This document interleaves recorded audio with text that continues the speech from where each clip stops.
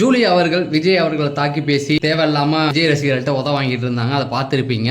அவங்க 2 வீடியோ போட்டிருந்தாங்க. அதுக்கு பதிலடி கொடுக்குற விதமா இப்ப சனம் செட்டி வந்து பேசியிருக்காங்க. ஆக மொத்தத்துல பேய்க்கும் சண்டை அப்படிங்கிற மாதிரி 2 பேரும் அடிச்சுக்கிட்டு இருக்காங்க. அது என்ன அப்படிங்கறத தான் பார்க்க போறோம். முதல்ல ஜூலி அவர்கள் விஜய் சாரை வந்து வேலூர் மாநாட்டில் விஜய் சார் வந்து ஒரு ஜல்லிக்கட்டு கதை ஒன்று சொன்னார். என்ன கதை அப்படின்னு பார்த்தீங்கன்னா, நம்ம அரசியல் காலத்துல புதுசா இருக்கும், ஒரு சின்ன பையன் மாதிரி இருக்கும் அப்படிங்கிற மாதிரி ஒரு ஓமையா வச்சு ஒரு கதை சொன்னார். குட்டி ஸ்டோரி. அதில் ஒரு சின்ன பையன் அடங்காத காலைக்கு முன்னாடி போய் நிற்கிறான் அப்படிங்கிற மாதிரி சொன்னார். அந்த காலை வந்து சீறிக்கிட்டு வருது, உடனே புல்லுக்கட்டை எடுத்து நீட்டுறான் அப்படிங்கிற மாதிரி சொல்கிறார். இதை அந்த ஜூலி தற்கொலை இருக்குல்ல, அதுக்கு மூளையே கிடையாது. அது வந்து என்ன பண்ணுச்சு அப்படின்னா, நீங்கள் வாட்டி இப்படி பேசிட்டு போயிட்டீங்க, நீங்கள் பேசினதுக்கப்புறம் உங்கள் ரசிகர்கள் யாராவது ஜல்லிக்கட்டில் போய் காலைக்கு முன்னாடி புல்லை எடுத்து நீட்டினா காலை குத்தி கொண்டுடும். செத்தது 50 பேராகவே இருக்கட்டும். அதாவது எப்படின்னா, கரூரில் செத்தாங்கல்ல, கரூரில் விஜய் சார் போகும்போது அந்த மீட்டிங்கில் இப்போ இடையில சேலத்தில் கூட ஒருத்தர் மயங்கி விழுந்தார் அப்படிங்கிற மாதிரிலாம் சொல்லிட்டு இருந்தாங்க. அந்த மாதிரி செத்தவங்க 50 பேராக இருக்கட்டும், 500 பேராக ஆக்கிறாதீங்க. அப்படி இதுக்கு அறிவுன்னு இருந்தால் அப்படி பேசியிருப்பாங்களா யார் அப்படின்னு கேட்டிங்கன்னா, கண்டிப்பாக பேசியிருக்க மாட்டான். அவர் கற்பனையாக சொன்ன ஒரு கதையை வந்து இவங்க வந்து உண்மையாக ஆக்கிறாதீங்க அப்படின்னு மனித உயிர்களை எப்படி எடை போட்டு சொல்கிறாங்க பாருங்க. 500 பேராக ஆக்கிறாதீங்க அப்படி. ஜூலியை பொறுத்த வரைக்கும் அந்த வீடியோ தொடங்கும் போதே மனிதர் மேல அக்கறை வச்செல்லாம் அவங்க பேசல. வேலூர் மாநாட்டை இப்போ பார்த்துட்டு பேசுறேன் அப்படின்னு சொல்லிட்டு வழக்கம் போல உங்க வேலூர் மாநாட்டிலையும் ஒன்றும் இல்லை அப்படிங்கிற மாதிரி தான் பேசி தொடங்கி இருந்தாங்க. இதுலேருந்தே தெரியுது அவங்க விஜய் சாரை பர்சனலாக அட்டாக் பண்ணுறாங்க அப்படின்னா அவங்க ஒரு கட்சிக்கு ஆதரவாக தான் பேசுகிறாங்க. ரொம்ப நாளாகவே ஒரு கட்சிக்கு ஆதரவாக தான் அவங்க இருந்துகிட்டு இருக்காங்க. ஜூலியை பற்றி எல்லாருக்குமே தெரியுமே. பிக் பாஸ் 1லேயே அவங்க யாருன்னு தெரிஞ்சு போச்சு. அதெல்லாம் யாரும் பெருசாக கண்டுக்க கூட மாட்டாங்க.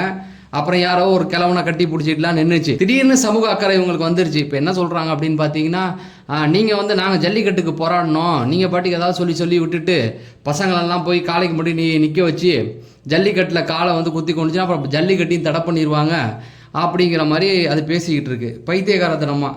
முதல்ல மைனர் பசங்களெல்லாம் உள்ளே அனுப்பவே மாட்டாங்க, அது கூட அதுக்கு தெரில. சரி, இதெல்லாம் முடிஞ்சதுக்கு அப்புறமேட்டுக்கு அந்த பப்ளிசிட்டி வெறி அடங்கலை. அடுத்து இன்னொரு வீடியோ போடுறாங்க. அது எப்படி போடுறாங்க அப்படின்னா, உங்கள் ஆளுங்க வந்து என்ன மிரட்டுறாங்க, என்னை சார்ந்தவங்களும் மிரட்டுறாங்க, நான் என் வீட்டில் தான் இருப்பேன், ஏதாவது பண்ண நினச்சா வாங்க அப்படிங்கிற மாதிரி சொல்லியிருக்காங்க. யார்? விஜய் சாரை. அதாவது கரூரில் ஒரு விபத்து நடந்தது. அப்போ விஜய் சார் இப்படி பேசியிருப்பார். உடனே இவங்க வந்து அதை அப்படி பேசுகிறாங்களாம். உடனே அது ஒரு பப்ளிசிட்டியாக விஜய் ரசிகர்களோ தாவேக தொண்டர்களோ இப்போ பரபரப்பாக சுற்றிக்கிட்டு இருக்காங்க. எல்லாரும் வந்து அரசியல் கூட்டணி இப்படி போயிட்டு இருக்குது. இந்த அம்மாவை யாரோ மிரட்டினாங்களாம். யாரும் மிரட்டல, இதாகவே அப்படியே பப்ளிசிட்டிக்காக போட்டுக்கிட்டு இருக்கு. அப்படி மிரட்டினா ஃபோன் கால் இருக்கும், வீடியோ கிளிப் இருக்கும், எதுவுமே கிடையாது. மிரட்டினாங்க, அடித்தாங்க, அப்படி இப்படின்ட்டு அது பாட்டுக்கு கதையாக சுற்றி விடுது. கம்பி கட்டுற வேலையெல்லாம் சொல்லிக்கிட்டு இருக்கு. இப்போ சனம் செட்டி வந்து அதுக்கு பதிலடி கொடுத்துருக்காங்க.